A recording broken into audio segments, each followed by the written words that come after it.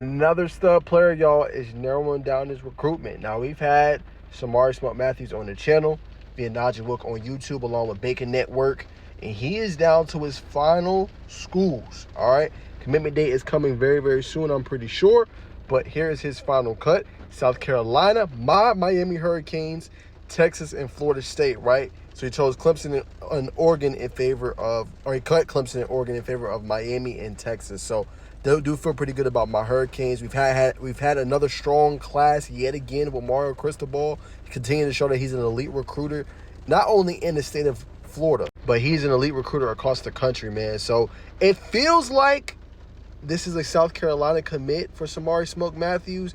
But nonetheless, man, this is a huge get if my Hurricanes are to nab and steal him away. Now, we know, obviously, he's been able to make his name where he's from in North Carolina and continue to put the city on the map. Outstanding defensive back. It's gotten better and better. Very technically sound when you watch his game. Great instincts, good ball skills. And like I said, very good hips, right? Turn his hips, good torque. And a guy that plays the ball extremely well, plays through the receiver hands, not very handsy. You know what I'm saying? So he checks a lot of boxes when you look at the DB position. And when you break down South Carolina has been producing DBs at a very high level, right? And they've been going to the NFL and having success, right? We look at Nick E. He's one of, obviously, the players that's been able to do that, right? And there's several other names that's been able to do that for South Carolina. So that's the biggest thing I think when you look at recruits, right? Can that program develop that player? Like, now, South Carolina's been knocking on the door as a contender in the SEC and also contender in college football playoff, right?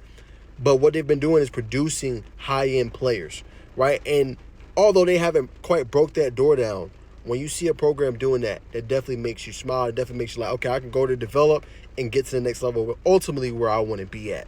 Now, my Hurricanes, man, area we've struggled has been secondary. I do like to get him, obviously, Jontavius Wyman, who I know pretty well. So I do like that, but we have to show that up, especially this season. If we're going to have any success, we have to show that up. Why not go get a guy like this in Samari Matthews? Texas has known and shown that they can produce DBs at a high level. Again, but their defensive backs coach is now a Georgia Tech defensive coordinator in Blake Gideon. So he's no longer there. How will their DBs look this year? That's going to be a strong test moving forward for Texas. But we know about Andrew McCubas and Jade Barons, so on and so forth. But we will have to see, obviously, there. And then Florida State, just historical context, right? You look at Deion Primetime Sanders. You look at Jalen Ramsey, right?